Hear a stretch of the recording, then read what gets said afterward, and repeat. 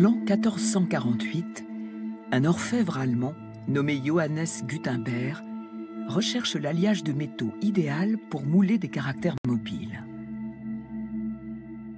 Son objectif ?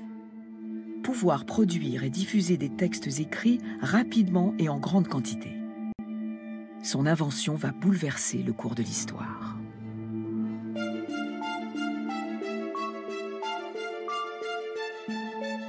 La presse de Gutenberg a marqué la fin du Moyen Âge et a préfiguré le monde moderne où la science et l'industrie dominent. Sans elle, aucune innovation actuelle n'aurait pu voir le jour. Mais pour que Gutenberg parvienne à son invention, il a fallu que toute une succession de techniques d'écriture créées par différentes civilisations à travers les âges la précèdent. Voici l'histoire de ces techniques d'écriture, comment elles sont nées et comment elles ont façonné le monde d'aujourd'hui.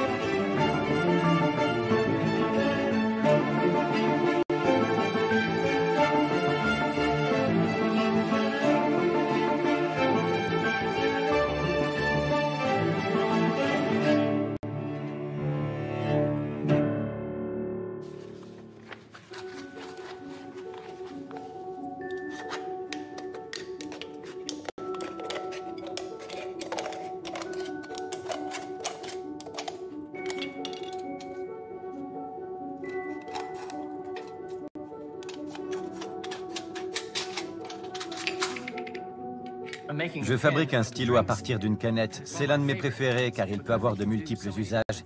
Peu importe où je suis dans le monde, je peux toujours m'en fabriquer un, car il y a des ordures partout.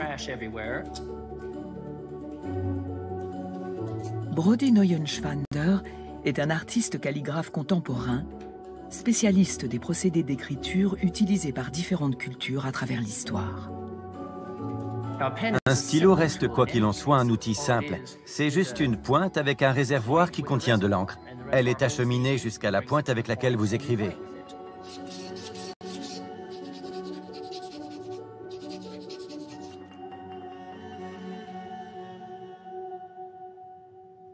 Je vais utiliser mon stylo canette pour écrire une courte phrase extraite d'un poème de Hopkins, As Kingfishers Catch Fire. Le premier trait va faire pas mal de bruit, vous allez voir. Le A et le faire déborder sur un S, exécuté avec un beau mouvement du bras. Je peux aussi tracer un trait épais et généreux pour le K. La calligraphie est ici une expression artistique. La lisibilité du texte est reléguée au second plan, car les lettres sont difficilement reconnaissables. Mais au cours de l'histoire, pouvoir discerner les lettres a eu une importance fondamentale. L'écriture est l'une des activités les plus fondamentales de l'être humain. C'est un des grands moteurs de la civilisation. En étudiant comment les gens écrivaient autrefois, cela nous aide à comprendre de nombreux autres aspects de la société. Mais est-il possible de savoir comment les gens écrivaient il y a des milliers d'années? Brody pense que la calligraphie peut nous le révéler. Ce qui est fascinant avec la calligraphie, c'est que nous pouvons revenir directement aux matériaux et aux outils d'autrefois et reproduire presque à l'identique les conditions de l'écriture. C'est donc une sorte de recherche historique expérimentale à l'aide des vrais outils et matériaux qui étaient utilisés à une époque antérieure.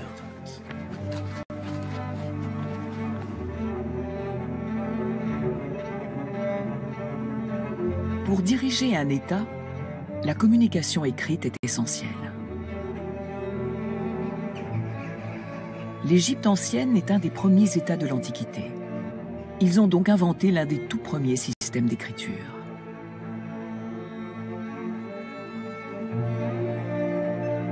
Les hiéroglyphes égyptiens peuvent encore être lus sur des inscriptions monumentales gravées dans la pierre. Mais les Égyptiens avaient également conçu un support pratique sur lequel ils pouvaient écrire quotidiennement.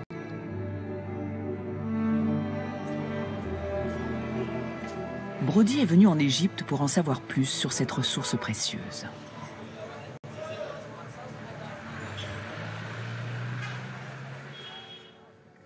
Mon nom est Sam. Moi, c'est Brody. Bienvenue.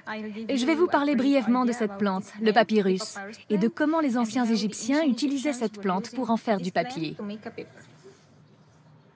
Le papyrus est une plante herbacée qui pousse le long des rives du Nil. Facile à récolter, les Égyptiens ont fait de cette plante modeste un des fondements de la civilisation. Nous enlevons les parties vertes, toute la couverture verte. Nous les divisons en tranches longues et minces, comme ça. Mais cette partie est friable, comme vous pouvez le voir, et rompt facilement. Pour rendre les tranches plus flexibles, nous utilisons ceci. Elles sont désormais plus solides et plus flexibles que cette partie-là, qui s'est cassée. Ensuite, nous les assouplissons dans de l'eau douce. 2 semaines plus tard, nous retirons les tranches de l'eau. Nous les plaçons entre 2 morceaux de coton, de cette façon, en ligne verticale et horizontale, comme celle-ci. Une verticale, une horizontale, sans aucun espace. Une par une et 2 par 2, nous complétons la feuille entière. Nous les couvrons. Nous les mettons sous presse pendant 1 semaine.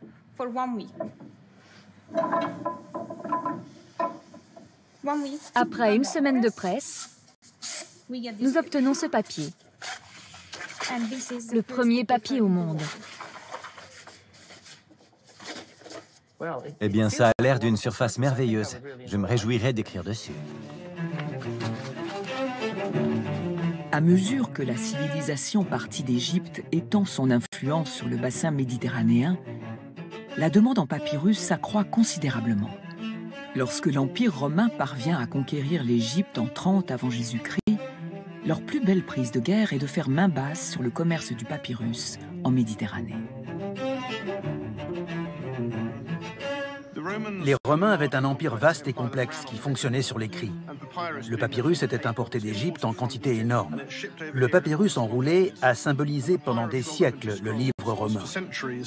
Une fresque représentant un chef de maison voulant montrer qu'il était lettré le verrait tenir un rouleau. C'était très profondément enraciné.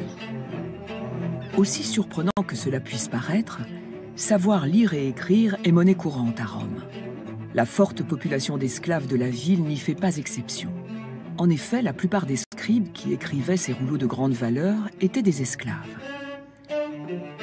Mais quels outils utilisaient-ils pour écrire sur du papyrus ?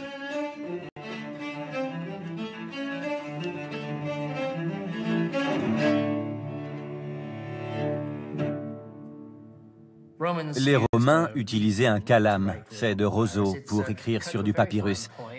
C'est très précis. C'est un matériau assez doux, mais le côté moelleux absorbe un peu l'encre. Donc, au lieu d'avoir un réservoir naturel comme une plume, le bois lui-même se charge de retenir une partie de l'encre. Brody entreprend de copier une lettre envoyée de Rome en Égypte.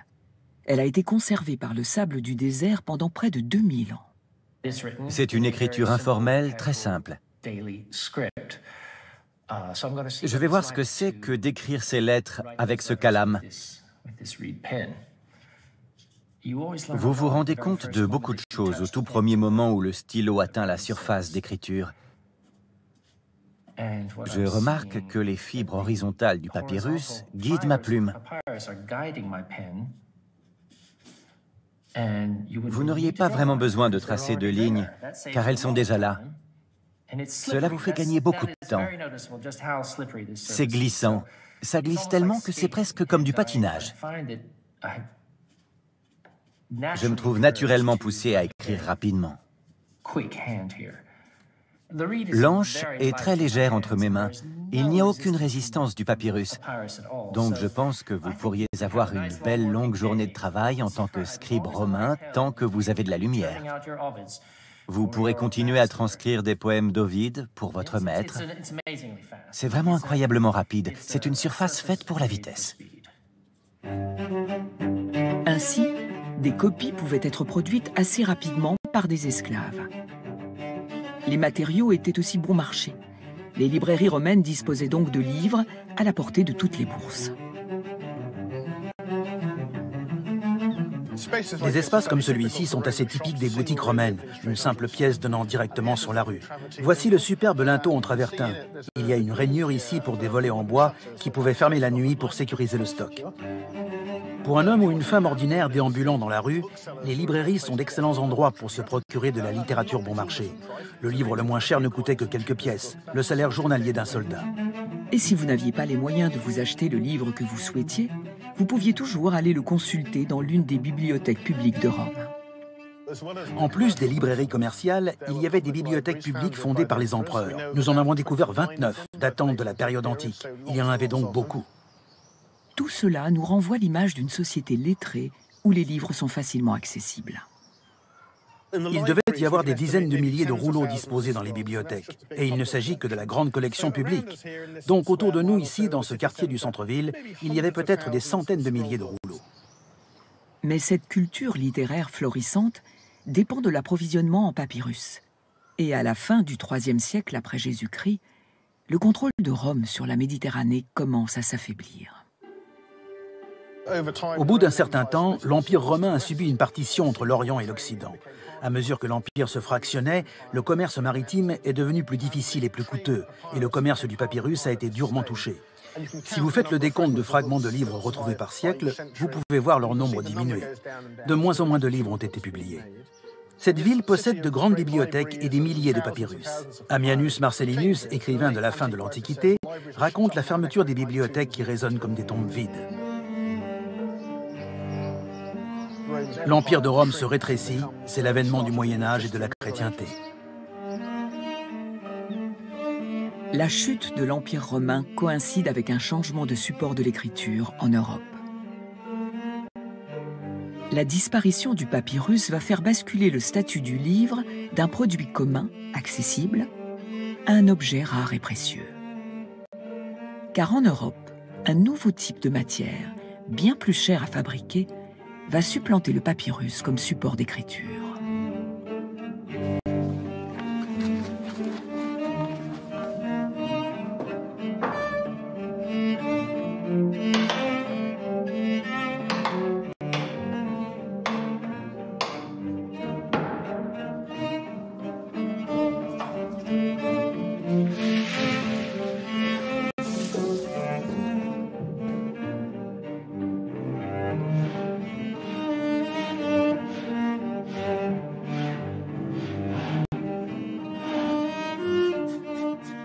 Je m'appelle Lee Mapley. Je suis le seul maître parchemin traditionnel au monde, ce qui est assez unique.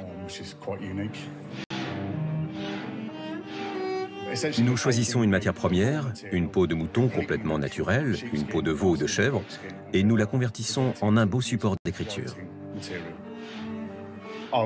Je vais attacher la peau à un cadre. Il faut l'étirer. Je réaligne les fibres de la peau pour qu'elle soit belle et solide et pour que la surface reste bien plane. Je peux alors aussi travailler la chair de la peau et en soustraire la graisse dans le cadre. Donc on a besoin d'huile de coude et d'eau chaude pour pouvoir enlever cette graisse de la peau.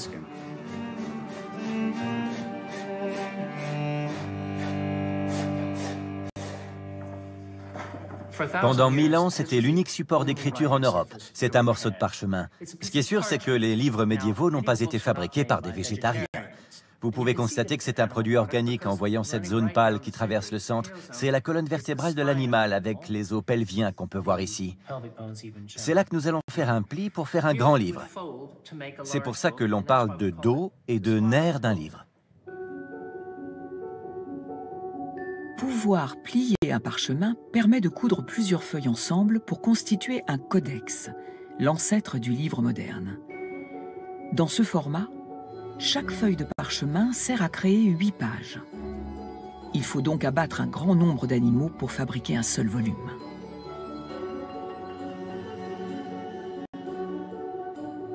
Le stylo médiéval était aussi un produit animal, une plume d'oiseau. Pour fabriquer une plume, il faut d'abord la raccourcir. C'est un peu un crève-cœur, mais sans cela, elle vous boucherait la vue. Puis vous devez fendre le bout de celle-ci, et la fente que je suis en train de faire, en relevant le couteau, va acheminer l'encre à la pointe du stylo. De l'autre côté, je coupe vers la fente que je viens de faire, puis vers l'autre côté, et je fais un point symétrique. J'utilise beaucoup d'outils différents, modernes ou non. Jusqu'ici, je n'ai rien trouvé de mieux qu'une bonne plume de cygne.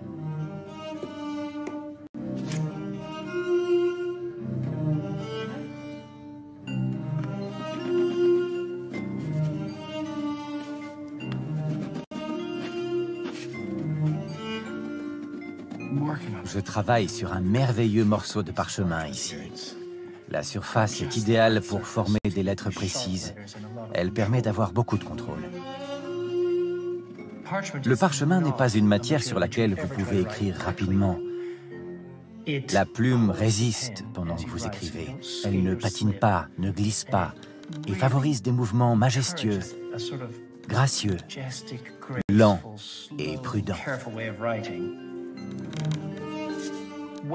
Lorsque vous écrivez sur du parchemin, l'encre est siphonnée par les fibres, l'enferme et la stabilise. C'est presque comme si la surface était tatouée.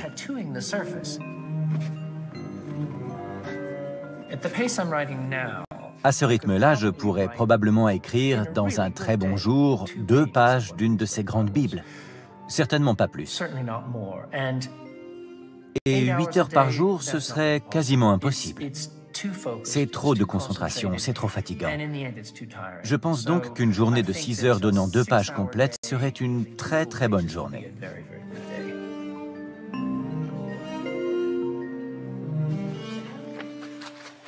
La fabrication de ces livres demandait beaucoup d'heures de travail.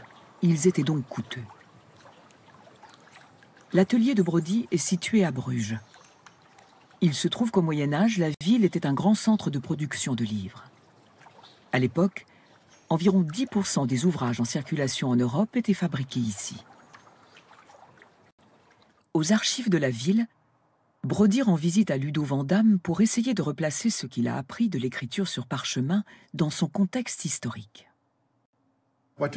Nous voyons ici tous ceux qui travaillaient dans l'industrie du livre à Bruges à cette époque. C'est unique. Cela concernait combien de personnes ? Environ 50 à 60 à ce moment-là. Des hommes et des femmes. Chaque atelier devait employer une poignée de scribes. Mais l'expérience de Brody montre qu'il aurait fallu plusieurs mois pour qu'un scribe copie un livre entier. Donc, si nous avons 50 ateliers, chacun fabriquant plusieurs livres par an, cela signifie que le nombre de livres produits à Bruges se compte par centaines et non par milliers. Ai-je raison ? Oui, je pense. Donc, pour toute l'Europe du Nord, alors, quelques milliers, pas plus. Il y a donc très peu d'accès à l'information en Europe en ces temps-là. Les livres médiévaux étaient rares et chers. Je veux vous montrer quelque chose. Qu'est-ce que c'est ? Il s'agit d'un contrat pour confectionner un livre, une édition de luxe en 2 volumes pour un patron, un notable. Il est dit que ça coûtera 20 livres. Le temps nécessaire pour fabriquer le livre est aussi stipulé. Presque 1 an. À quoi correspondaient 20 livres à l'époque ? 20 livres à l'époque devaient équivaloir à une maison modeste à Bruges. Une maison pour la classe moyenne.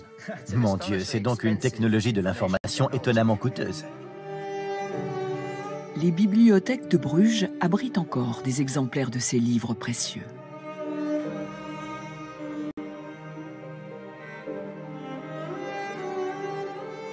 C'est le manuscrit de luxe absolu. Vous ne pouviez pas obtenir quelque chose de plus précieux, plus cher et plus prestigieux que cela. Je vois de l'or battu en feuilles minces appliquées à la page. Je vois du bleu venu d'Afghanistan. Je vois du vert malachite rapporté d'Europe centrale. Et il s'agit d'un livre de 800 pages qui représente 400 animaux. 400 animaux dans une économie très agraire. Des livres comme celui-ci représentent le summum de l'art médiéval.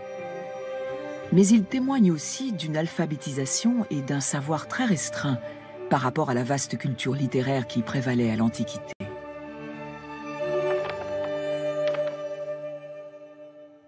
Quand j'ai commencé mes expériences avec un calame sur papyrus, j'ai été étonné par sa rapidité. Tout d'abord, le papyrus est un matériel d'écriture bon marché. Cela signifie que les livres étaient accessibles à un certain segment de la population à l'époque grecque et romaine. Je pense que nous pourrions définir le Moyen-Âge comme la période où le papyrus n'est plus utilisé, plus disponible, et où le parchemin devient la surface d'écriture. Quels en sont les bénéfices? De beaux manuscrits enluminés. Qu'est-ce qu'on perd? Un accès à la lecture plus large. Ainsi, la bascule de l'Antiquité au Moyen-Âge correspond à la bascule du papyrus au parchemin et d'un fort taux d'alphabétisation à un très faible. C'est passionnant de voir comment les matériaux et les techniques d'écriture peuvent influencer le développement culturel. Qu'en est-il pour les civilisations orientales? S'est-il passé la même chose en Asie? En Chine, une riche tradition littéraire et artistique s'est développée, basée sur une écriture pictographique singulière et un procédé d'écriture unique.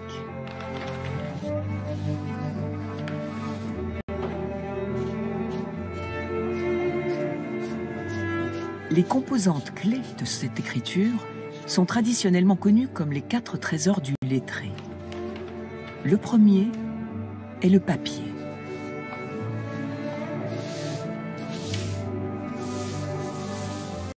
Ensuite, le pinceau. Le calligraphe a besoin d'une pierre d'encre sur laquelle moudre son encre, qui vient sous la forme solide d'un bâton de pigment. Les 4 trésors permettent à Wang Jianing de pratiquer la calligraphie au pinceau de manière ancestrale, comme elle l'a été pendant des milliers d'années. Le style de calligraphie que j'utilise est attribué à l'écriture cursive de la dynastie Tang. Elle est vieille de 1200-1300 ans. J'ai l'impression d'avoir hérité de ce style d'écriture. Je le ressens très fortement.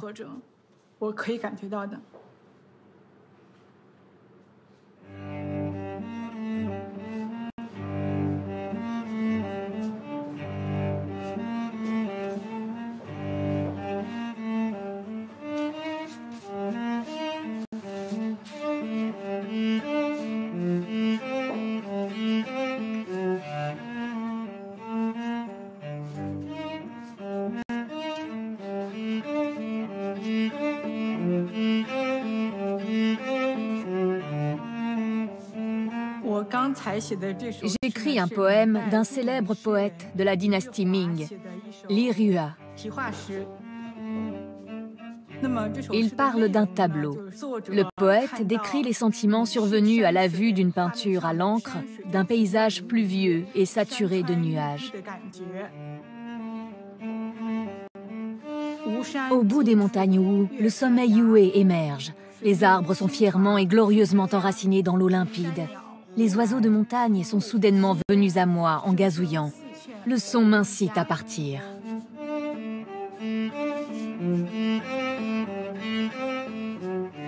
La calligraphie au pinceau a produit des œuvres d'art de grande valeur en Chine, à l'instar des manuscrits enluminés en Europe. Mais dans un manuscrit médiéval, l'art réside dans la décoration faite autour du texte.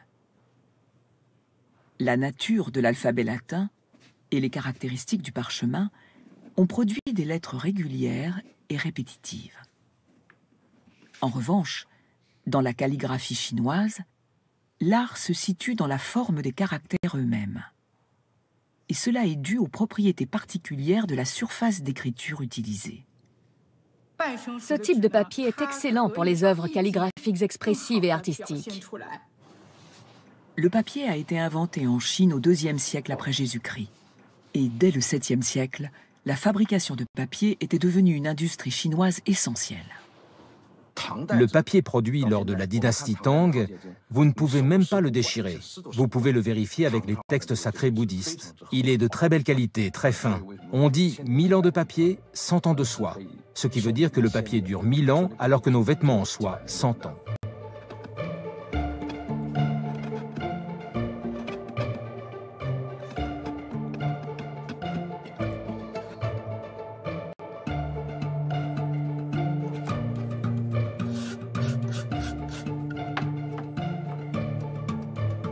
Le papier a été la clé d'une autre invention chinoise. L'impression sur bloc de bois. Chaque page de texte a été tracée sur un bloc de bois, puis découpée par un artisan qualifié. Cette étape est laborieuse et coûteuse.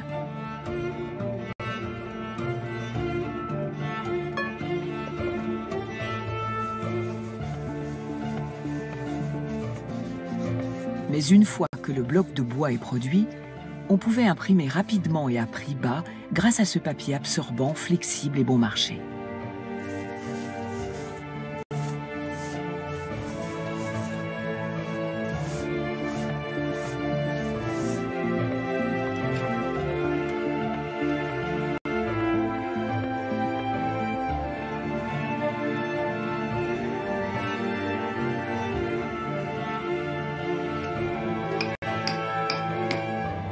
Comme le papier chinois est résistant, il suffisait simplement de coudre les pages entre elles pour former un livre. En effet, le papier était si abondant que même il y a 1000 ans, les Chinois pouvaient se procurer des cahiers vierges.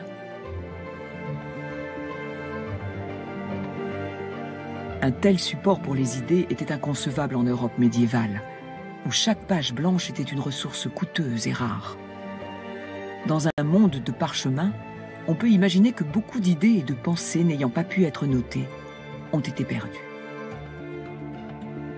Le papier chinois était donc la fierté de la Chine.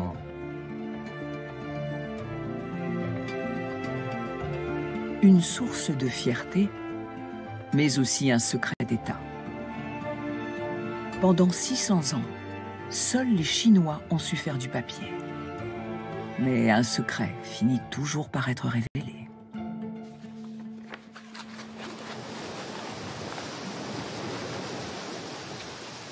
Voici l'usine de papier Méros, près de Samarcande. Une cité importante située sur la route de la soie entre la Chine et le monde méditerranéen. Au Moyen-Âge, il y avait des centaines d'usines de papier fonctionnant à l'eau comme celle-ci dans la région. Elles produisaient du papier pour l'empire islamique des califes abbassides.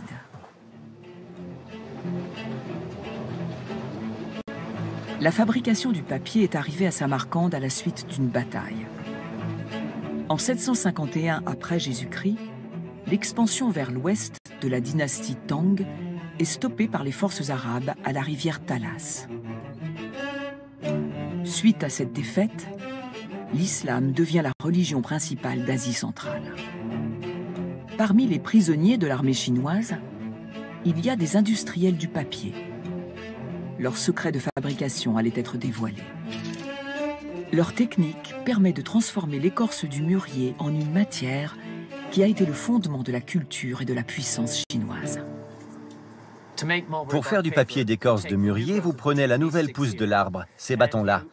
Vous épluchez l'écorce extérieure qui est très mince, vous pouvez la peler d'un seul coup. L'intérieur est doré et l'extérieur est boisé et rugueux. Comme vous le voyez ici, Roxane, avec son sabre de Samarcande, peut d'un coup rapide éplucher la peau extérieure brune. Il vous reste alors cette moelle intérieure pure. Ce sont les fibres du mûrier. Elles devront être cuites et ramollies lors de la prochaine étape du processus.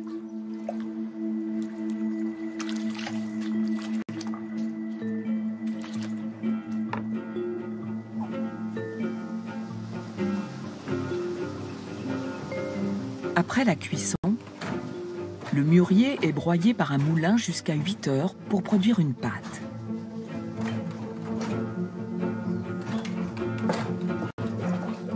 Ajoutée à l'eau, la pâte se transforme en une soupe de fibres de cellulose épaisse qui est ramassée par un tamis rectangulaire.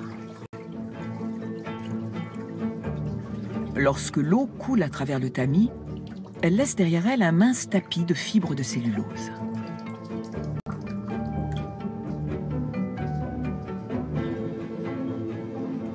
Ce dernier est pressé entre des bandes de coton pour former une seule feuille de papier qui va être mise à sécher.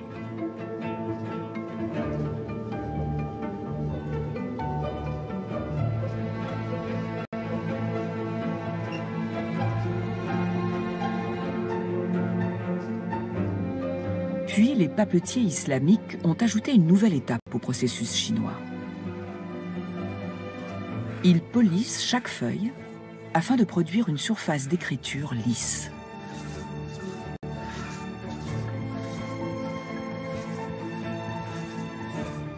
La préparation du papier pour la calligraphie islamique nécessite tout un processus. Car ils utilisent le kalam comme les Romains, sauf que sa pointe est large. Et ce point large va être baladé de droite à gauche pour tracer les longs traits de la calligraphie arabe. Ainsi, vous ne devez pas rencontrer d'irrégularité ou de rugosité dans le papier. La première chose que je remarque, c'est que les traits ont besoin d'être tracés assez lentement. Si je vais vite, l'encre repart en arrière. Il s'agit de trouver la bonne vitesse et la bonne pression. C'est vraiment fascinant. Au début, j'allais trop vite et l'encre partait en arrière. Puis j'ai trouvé la vitesse requise par ce papier et maintenant mon encre reste là où je l'ai déposée. Nous avons ici du papier islamique qui est bon marché mais très sophistiqué, très finement taillé et conçu pour produire une calligraphie extrêmement gracieuse.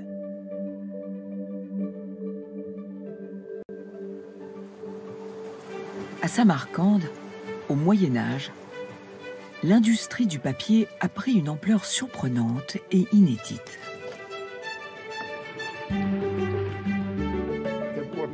Il y avait peut-être jusqu'à 400 papeteries en activité dans cette région au Moyen Âge jusqu'au XVIIIe siècle.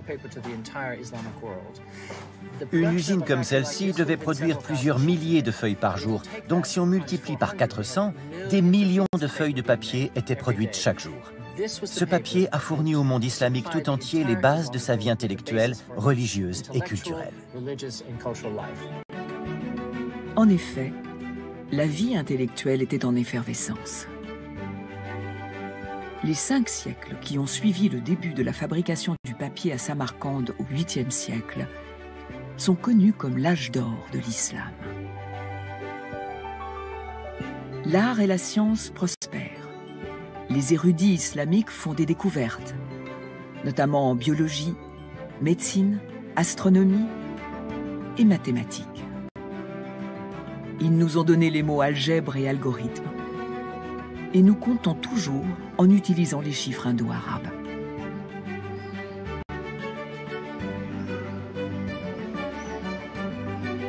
Samarcande était un grand centre du savoir. Sur la place du Régistan, 3 grandes universités islamiques se font face. Elles sont couvertes de calligraphie arabe monumentale, louant Dieu et vantant les vertus de l'apprentissage.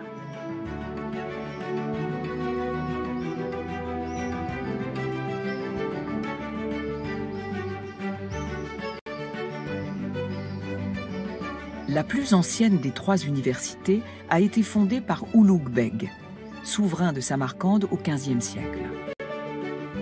De nos jours, Ulugh Beg n'est pas célébré en tant que prince, mais comme astronome.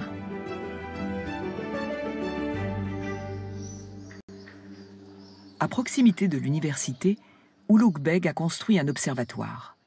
Détruit il y a longtemps, sa partie souterraine est, elle, restée intacte.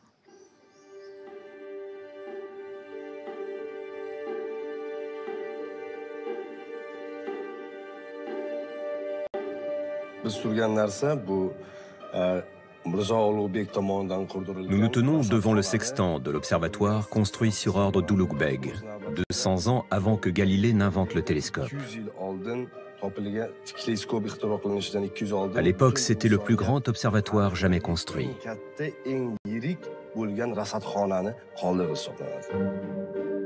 La moitié supérieure du sextant s'élevait à 30 mètres au-dessus du sol, ce qui en fait de loin le plus grand instrument de ce type jamais construit.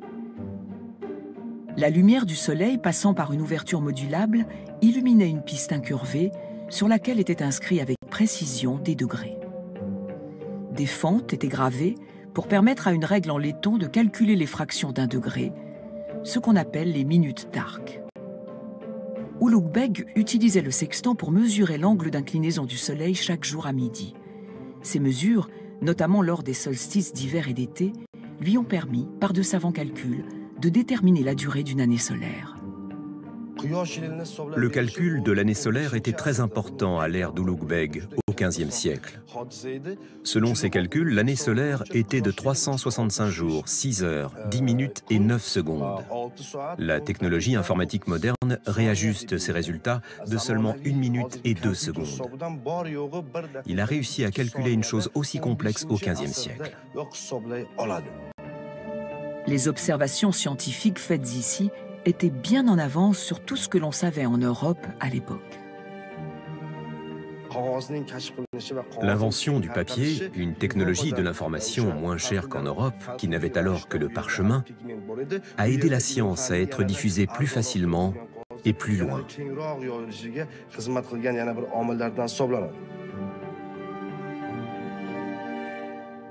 La science islamique et le papier sur lequel les découvertes étaient publiées finiront par trouver le chemin de l'Europe au XVIe siècle, où ils contribueront à jeter les bases d'une révolution scientifique.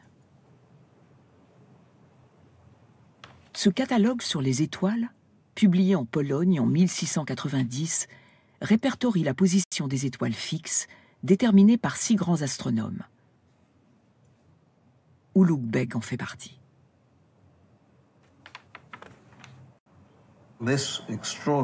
Ce frontispice extraordinaire montre le grec Ptolémée. On voit aussi Tycho Brahe.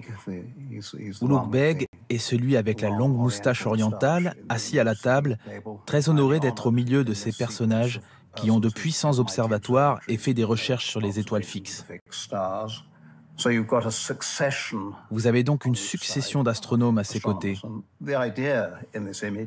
L'idée véhiculée par cette image est que les catalogues ne cessent de s'améliorer, dans la mesure où chacun transmet ses découvertes à ses successeurs.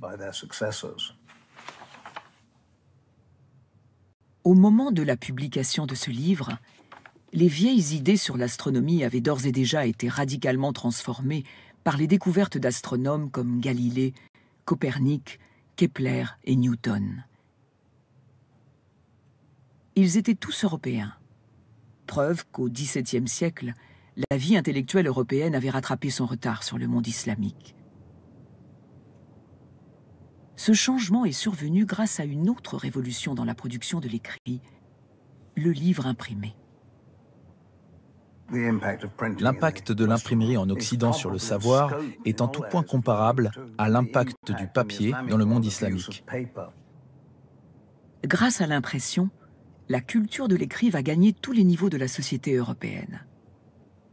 Mais comment cette nouvelle technologie révolutionnaire s'est-elle fait une place dans un monde où les livres étaient un luxe réservé aux très riches ?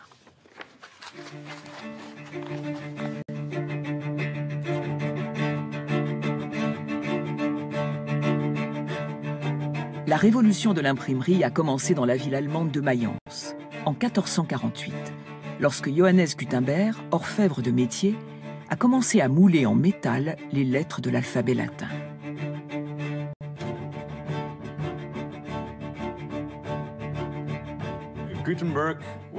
Gutenberg cherchait un moyen de produire plusieurs copies du même texte plus rapidement que le temps nécessaire aux scribes pendant la période manuscrite.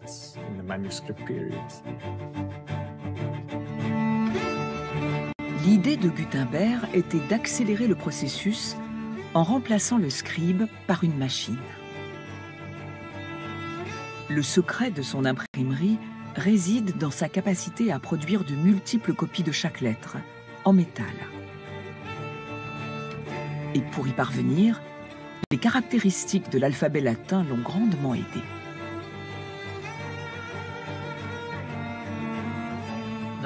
Les lettres de l'alphabet latin ont des formes vraiment très simples.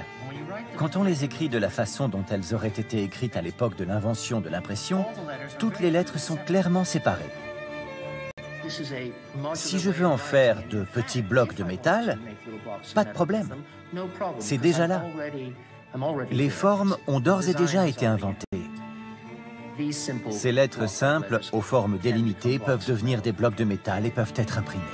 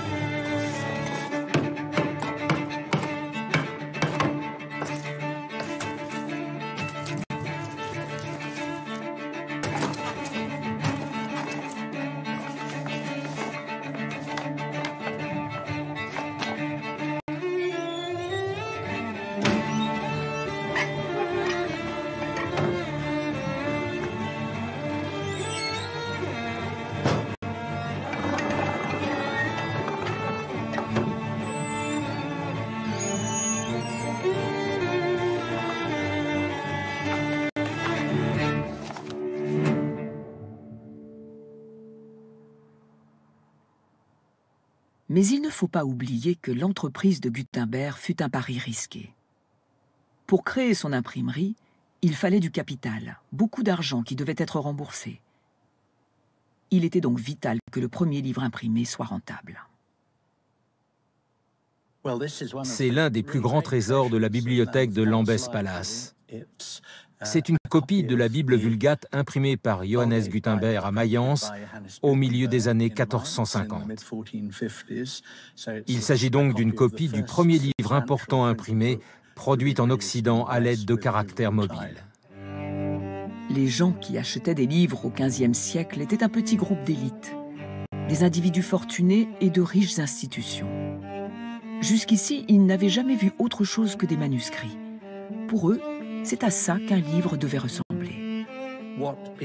Ce qui donnait de la valeur à un livre manuscrit, ce qui en faisait un ouvrage de grande qualité, c'était la régularité du texte et des formes des lettres, le dosage uniforme de l'encre et le contraste entre le blanc de la page et le noir du texte. Ces qualités, régularité des formes, des lettres et de la longueur des lignes, étaient précisément les spécificités des caractères mobiles. Ce qui était un défi pour le scribe était relativement simple pour le typographe. Ainsi, les caractères mobiles permettaient d'imprimer un livre qui correspondait à la qualité des manuscrits que les lecteurs avaient l'habitude de lire et d'acheter. Gutenberg ne s'est pas arrêté là. Il a imprimé sur du parchemin et a décoré le texte imprimé.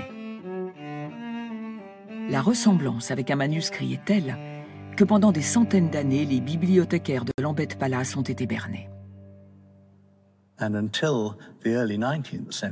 Jusqu'au début du XIXe siècle, on pensait qu'il s'agissait d'un manuscrit.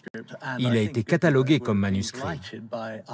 Je pense que Gutenberg aurait été ravi de voir notre erreur, parce que son but avec l'impression de ce livre était de produire, grâce à une nouvelle technique, une copie que les gens apprécieraient autant que les manuscrits qu'ils avaient l'habitude d'acheter et de lire. Il essayait donc de faire quelque chose de nouveau qui ressemblait à l'ancien. La stratégie de Gutenberg a fonctionné. Ces Bibles imprimées se vendent facilement. Certains l'imitent, et en quelques décennies, des centaines de presses à imprimer opèrent en Europe, fabriquant des livres à une échelle sans précédent. 2 personnes travaillaient par presse, et en une journée, elles pouvaient faire 2500 impressions. Cela signifie qu'en l'espace de 2 semaines, ils pouvaient imprimer un livre entier en 1250 exemplaires. À l'époque du manuscrit, il aurait fallu à un scribe environ 1 année pour produire une seule copie d'un texte. C'est vraiment une révolution de l'information à l'époque. Tout comme le papier était passé du monde islamique à l'Europe, les livres imprimés faisaient le voyage inverse, sous l'impulsion des imprimeurs européens qui cherchaient à atteindre les nombreux lecteurs vivant sous la domination ottomane.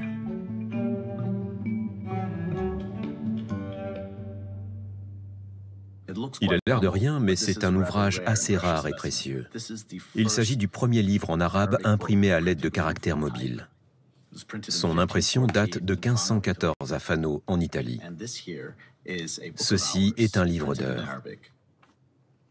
Mais la tradition manuscrite dans le monde islamique était très différente de celle en Europe. Au lieu d'une écriture modulaire avec des lettres séparées, les scribes arabes avaient développé un style calligraphique élaboré, dans lequel les lettres sont liées les unes aux autres. Ces liaisons sont indispensables, et les lecteurs n'avaient jamais vu l'arabe écrit autrement. L'écriture arabe est bien plus qu'une simple écriture cursive qui relie les lettres ensemble. Les mots s'empilent et s'entrelacent sur une ligne. Il ne s'agit pas d'une simple suite de mots. Certains peuvent être plus ou moins hauts, la fin des mots peuvent s'entremêler avec les débuts des autres, et tout cela est incroyablement difficile à reproduire avec des caractères mobiles. Des imperfections sautent aux yeux dans le livre d'heures imprimé. Vous pouvez voir que nous avons deux formes d'écriture arabe sur une seule page. La première forme, le premier style, est un arabe calligraphique manuscrit reconnaissable. C'est un stéréotype, un bloc de bois. Ce n'est pas un caractère mobile. Tout lecteur de l'arabe considérerait cela comme étant du bon arabe. Mais en dessous, vous avez une toute nouvelle invention. Il s'agit de l'écriture de caractères mobiles arabes. Il provient d'une adaptation forcée de l'arabe à l'écosystème des caractères mobiles, ce qui le rapproche de la logique de l'écriture latine. Vous pouvez voir ici que les mots ne s'empilent pas comme l'écriture calligraphique manuscrite. Les lettres sont toutes sur une même ligne, et vous pouvez même voir, si vous regardez de près, que la ligne de base qui relie les lettres cursives ensemble n'est pas complète. Il y a des écarts entre chaque lettre. Je ne pense pas qu'un scribe bien formé aurait reconnu cela comme de l'arabe. Les caractères mobiles pouvaient difficilement reproduire l'apparence d'un manuscrit arabe. Par conséquent, ils n'ont pas pu concurrencer le commerce du livre manuscrit. Alors que les imprimeurs ottomans avaient pu rapidement lancer des impressions en alphabet hébreu et arménien, il faudra attendre plus de 2 siècles pour voir la première imprimerie commerciale imprimant en arabe ouvrir ses portes à Istanbul en 1729.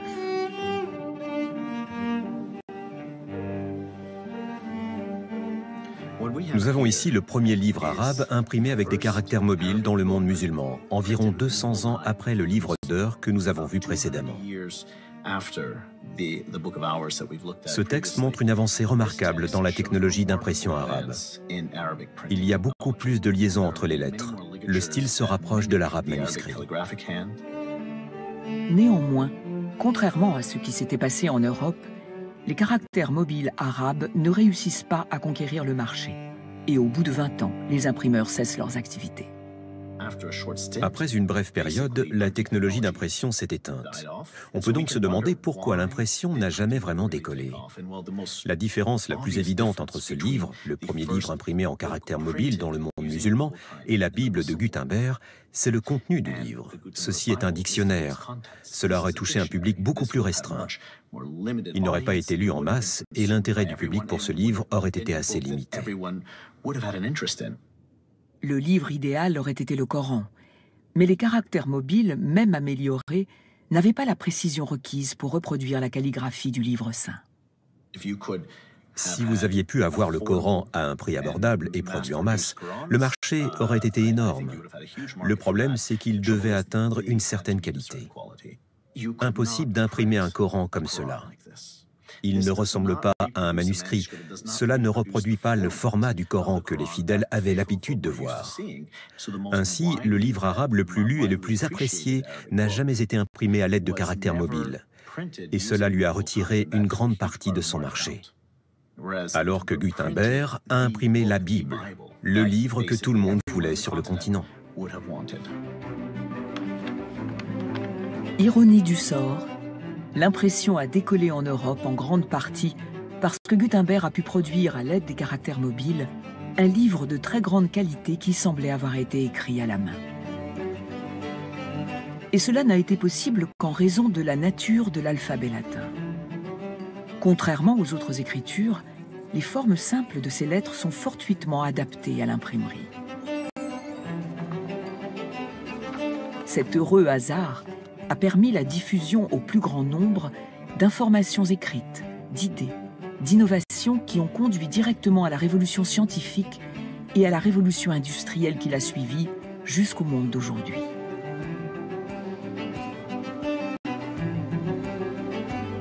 Stylo, plume et papier, encre et alphabet. Ces choses nous sont si familières que nous ne les considérons plus pour ce qu'elles sont. Des outils qui ont changé le monde. Notre histoire a été façonnée par la forme de nos lettres et les techniques qui nous ont permis de les écrire. Pensez-y la prochaine fois que vous prendrez votre stylo.